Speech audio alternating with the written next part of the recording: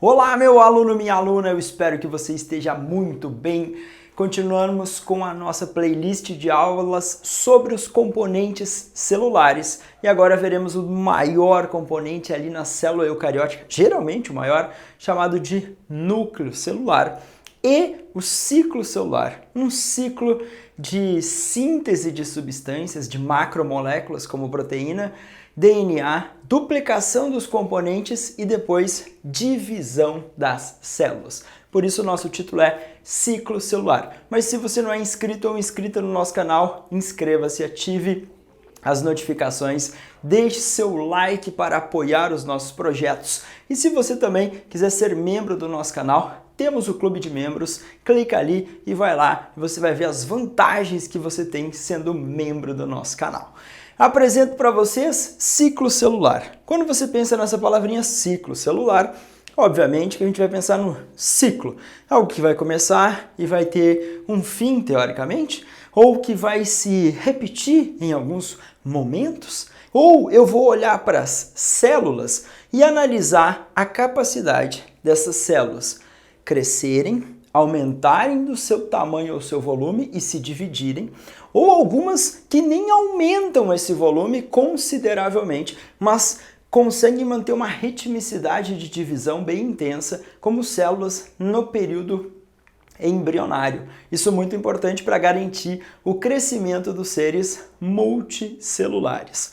Se nós olharmos para ciclo celular, a gente pode dividir basicamente em 4 momentos a vida das células eucarióticas: G1, S, G2 e uma fase chamada de M. Então, G1, S e G2 vão caracterizar o período chamado de interfase, um período de intensa atividade, de muita preparação. Tipo você no pré-vestibular, ou você que está estudando para Enem, você que está estudando para uma prova. Geralmente você vai gastar um bom tempo da sua vida dedicando-se ao estudo dessas provas. E você vai lá e num curto espaço de tempo você tem que fazer a prova. A célula tem mais ou menos essa relação.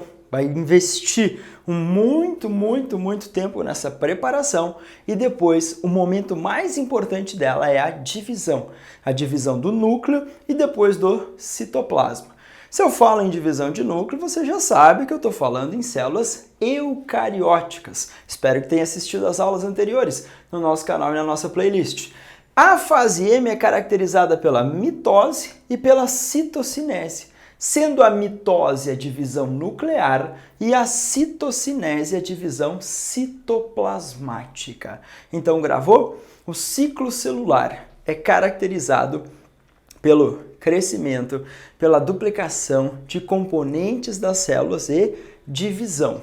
Algumas células nem crescem consideravelmente em tamanho, mas elas duplicam os seus componentes e se dividem rapidamente, principalmente as células embrionárias. Posso dividir esse ciclo celular em 2 momentos, interfase e fase M. Basicamente, somando esses 2 momentos, nós temos 4 estágios importantes: G1, S, G2 e fase M, que vai caracterizar mitose mais a citocinese. Ciclo celular. Olhei para a célula, está aqui a minha representação celular, aquela minha célula típica que eu desenho, que imita a realidade. Ela vai se preocupar em duplicar os seus componentes e depois dividir. E essa formação aqui de células geneticamente iguais, se não acontecer nenhum erro, nenhum equívoco. Então imagina toda a regulação ou toda a preocupação molecular para que sejam duplicados esses componentes, sejam produzidas as macromoléculas como proteínas, fosfolipídios, DNA, organelas celulares e depois a divisão. Do núcleo, mitose, e do citoplasma, citocinese. Então eu vou me preocupar com isso. Fiz algumas escritas para vocês. Ciclo de duplicação dos conteúdos e divisão celular. Isso caracteriza o ciclo celular. Então olha lá com o SOST. Ciclo de duplicação dos conteúdos e divisão celular. Tempo de 30 minutos, por exemplo, em embrião de sapo. A galera usa muito anfíbios na minha área de pesquisa biológica, na biologia de uma maneira geral. Eu pesquisei vírus e insetos, mas a galera da embriologia vai usar muitos anfíbios, basicamente, para fazer os seus estudos. E é visível e ali a olho nu, ou se não com uma lupa ou um microscópio, a gente consegue ver coisas maravilhosas. E, geralmente essa célula formou a célula ovo-zigoto e a gente consegue ver lá dentro ela rapidamente se dividindo, sem você ter um aumento considerável desse volume celular. Então essa divisão acaba sendo rápida. Esse período de interfase, o período de preparação, vai ser encurtado aqui nessas células embrionárias para acelerar o processo de divisão e formar esses embriões multicelulares. 12 horas no epitélio intestinal. Epitélio intestinal, lá no nosso intestino, aquelas células em forma de coluninhas com microvilosidades, e esse epitélio é renovado constantemente. Então, em 12 horas, nós temos aí essa capacidade de promover ou identificar esse período aqui de preparação e depois a divisão do núcleo e do citoplasma. Algumas outras células corporais podem demorar muito mais. Por exemplo, as células hepáticas ou hepatócitos, células do fígado. Sabia que pode demorar um ano para essa célula ter uma sinalização, uma estimulação, todo um controle e aí ela fazer a sua divisão. A galera fala o fígado tem uma capacidade de reconstrução ou regeneração. Geralmente é baseada nessa capacidade de divisão das células.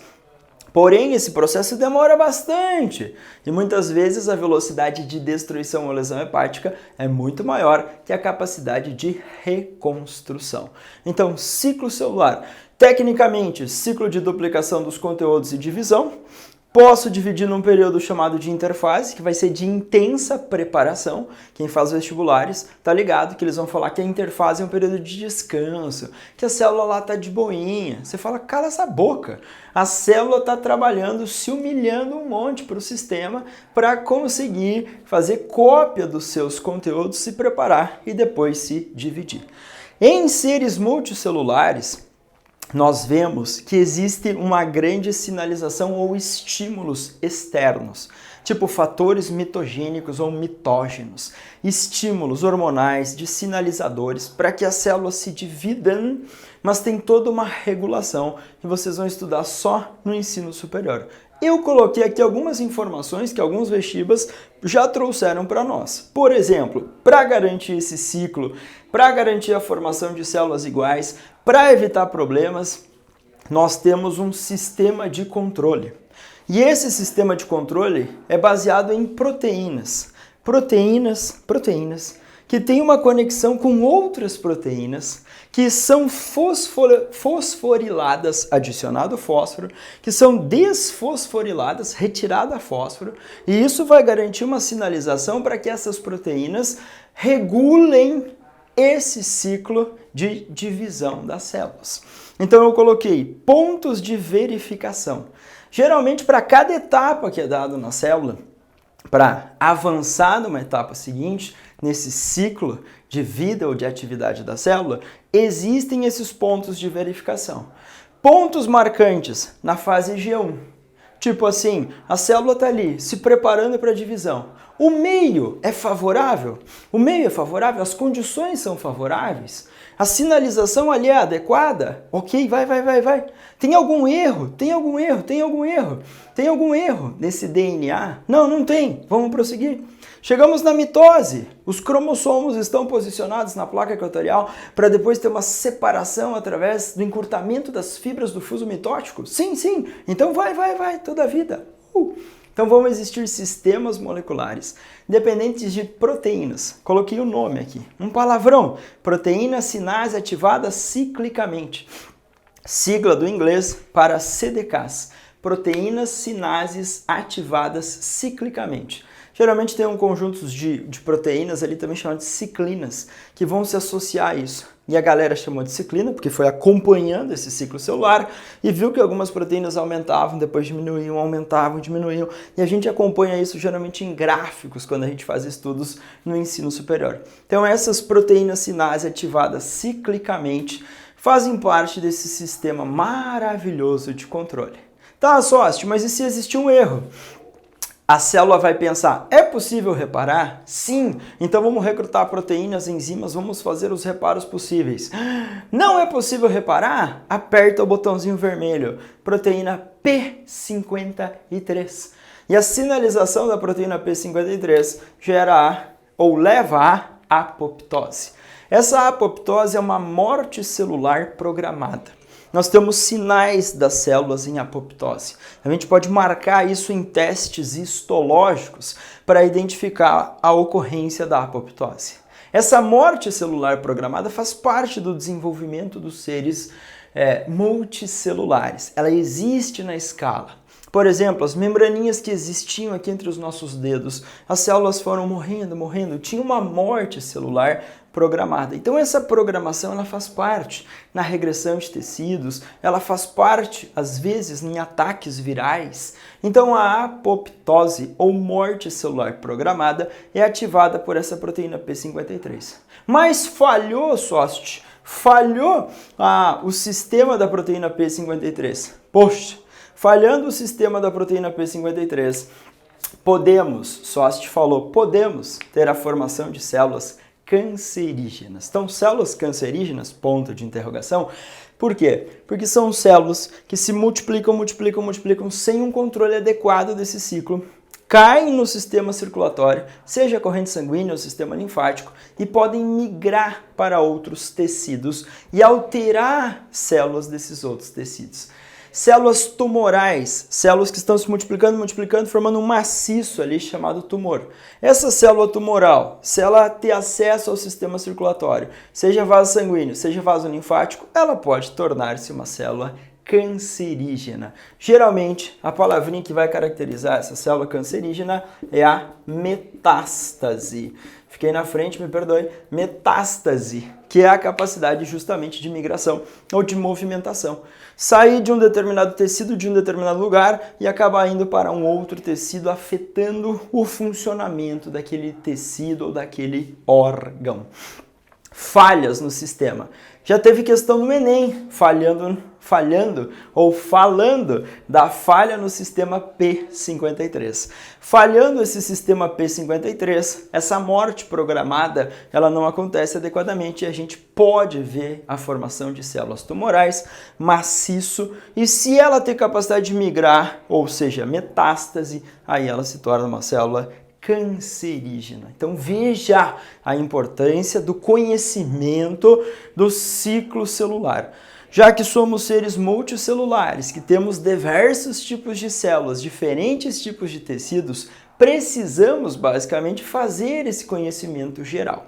Nos seus vestibulares ou no Enem, geralmente as questões não vão abordar a especificidade. Você que já faz ensino superior e chegou até essa aula, você vai estudar essas CDKs, as ciclinas que ligam, os tipos de ciclinas, o momento. Então a gente tem todo hoje um desvendar em nível molecular de como cada uma dessas etapas vai acontecendo e quem são os participantes específicos. Mas isso num outro momento da sua vida estudantil.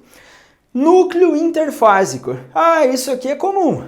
As questões fazem referência ao núcleo interfásico, inicialmente nessa aula. Depois a gente vai ver mitose, depois a gente vai ver meiose. Mas aqui é o núcleo interfásico. O que é o núcleo interfásico?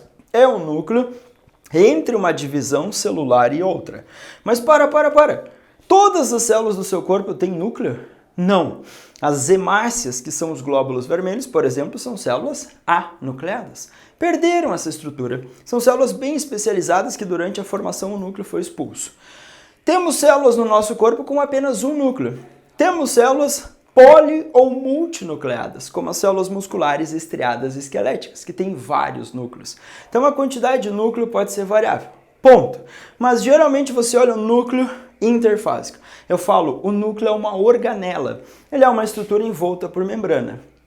Lá no interior, nós encontramos cromatina, nucleolo e nucleoplasma. De baixo para cima, o nucleoplasma é a substância gelatinosa que preenche ali o núcleo. Tem uma consistência semelhante ao citosol, que é essa parte gelatinosa da célula. Lembra da membrana plasmática, o citosol? E aí a troca, o intercâmbio das substâncias ali, formando essa substância gelatinosa que é o nucleoplasma.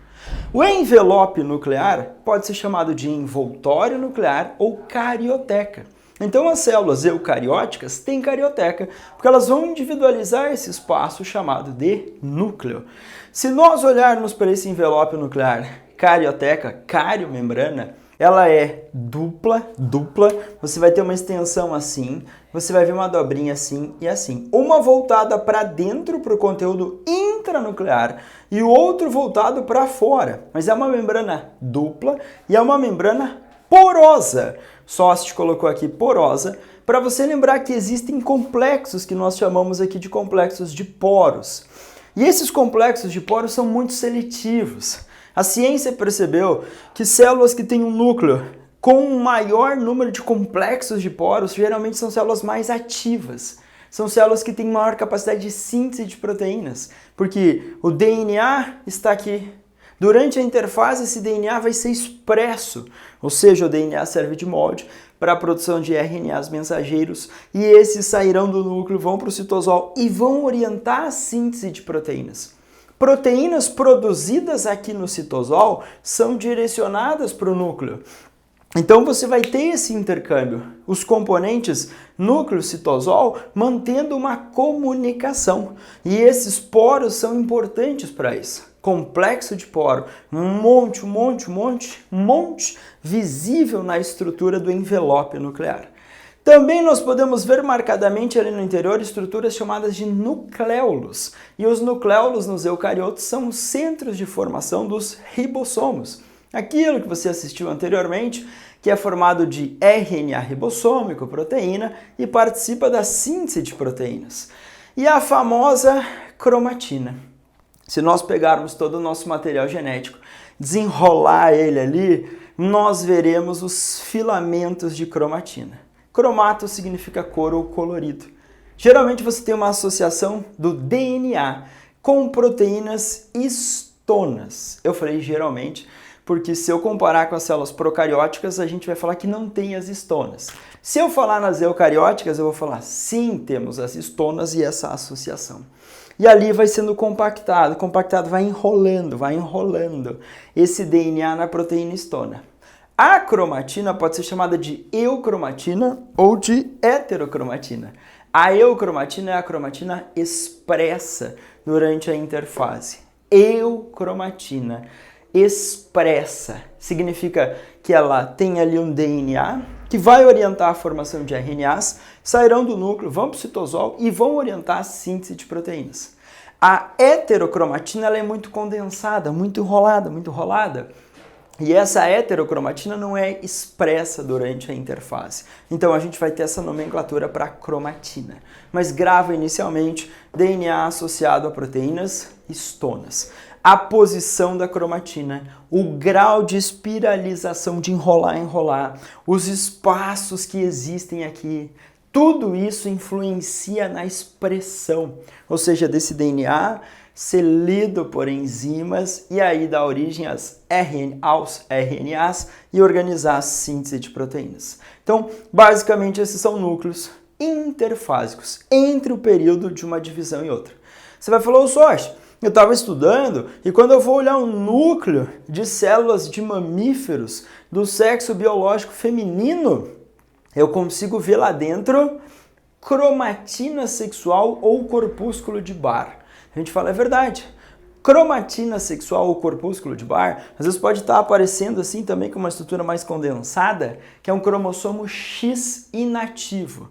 Então, nas fêmeas de mamíferos, a gente consegue ver nas células diploides, ou 2N, um cromossomo sexual X inativo. Esse cromossomo sexual X inativo é chamado de cromatina sexual ou corpúsculo de Barr. E às vezes algumas técnicas a gente vai usar, raspar a bochecha, usar alguns corantes, fazer rapidinho uma aula prática de biologia celular, olhar o microscópio e identificar a cromatina sexual. Cromossomo X heterocromático, todo enroladinho ali, basicamente não expresso, que está no núcleo das células somáticas de fêmeas de mamíferos. Então a gente tem também essas outras observações, mas no avançado a gente vai falar. Aqui o basicão do basicão. eu posso encontrar questões que trazem gráfico. Eu sei que vocês adoram gráfico. E a prova fala no gráfico que tem um passar de tempo durante o ciclo celular, tem uma quantidade X de DNA, geralmente a gente usa a letra C em biologia para identificar essa quantidade, mas pode aparecer X, pode aparecer 2X ou 2C, não tem problema. E aí você vai ver, nesse momento aqui ou nesse período de tempo, a quantidade se manteve. Nesse período de tempo aqui, a gente viu que teve um aumento. Essa é a famosa fase S da interfase. Fase S de síntese. A fase S de síntese do inglês, para dizer assim, aqui está sendo duplicado o DNA, o material genético. Antes da fase S, G1 ou intervalo 1. Depois, G2. Então, geralmente, durante G1 e G2, a gente tem início da síntese de proteínas e término da maior parte da síntese de proteínas. Elas vão começar aqui nessa fase G1, vão ter uma diminuição, depois uma finalização, praticamente a maior parte das proteínas termina sua síntese aqui na G2. Então a célula está se preocupando em duplicar os conteúdos, sejam as proteínas, as estruturas de membrana, os componentes de organelas, e depois ela vai se dividir. Então aqui você vai ter a fase M, caracterizada pela mitose, prófase, prometáfase, metáfase, anáfase, telófase e a citocinese, que é a divisão citoplasmática. Então, geralmente, as células que têm esse ciclo celular, elas têm sinalização para fazer essa sequência. G1, S, G2, fase M. A célula do intestino, as células epiteliais em constante multiplicação, epitélio intestinal, ou outras células de outros tecidos corporais. Agora, são todas? Eu vou falar não. Tem algumas células que não têm essa sinalização, que elas se especializaram tanto ao longo do desenvolvimento e elas estão numa fase chamada G0. Os neurônios, os músculos estriados, eles estão numa fase chamada G0, ou células desses tecidos, tecido nervoso, no caso neurônio, e dos músculos estriados. E o que nós temos? G0, a célula está ali de boinha, ela é célula extremamente especializada, a célula tem muitas funções, ela sintetiza proteína, faz um monte de coisa, trabalha monstruosamente, mas ela não está preocupada em se dividir, ela não tem essa capacidade. Então elas estão em G0, células que não vão fazer esse ciclo no sentido de se preparar para dividir e formar novas células. Então são células permanentes, bem especializadas em G0. Muitas células do nosso corpo estão em divisão, vão seguir esse ciclo G1, S, G2, caracterizando a interfase, depois fase M. O momento mais delicado é essa fase S de duplicação do DNA. Então de X foi para 2X, você reconhece no gráfico, antes G1 e depois G2. Período de preparação intenso, geralmente esse tempo de preparação é maior que o tempo de divisão. Podemos ter exceções? Sim, principalmente em células embrionárias, que essas interfaces são mais curtas e aí o processo de divisão é rápido. Então, você vai lembrar de componentes desse núcleo interfásico, que é o núcleo entre as divisões. Algumas células do nosso corpo podem não ter núcleo, algumas têm um só, algumas têm mais de um núcleo. Algumas células do nosso corpo estão em divisão, outras não estão. Assista a próxima aula que a gente vai dar sequência. Vai falar no cromossomo, na estrutura, nos testes, no entender da próxima etapa. Então essa é a parte introdutória desse ciclo celular. Eu espero que você tenha me entendido. Se você não é inscrito no nosso canal, inscreva-se, deixe o seu like, deixe as suas observações e ative as notificações para a nossa aula chegar o mais rápido até você. Um abraço e bom estudo a todos vocês!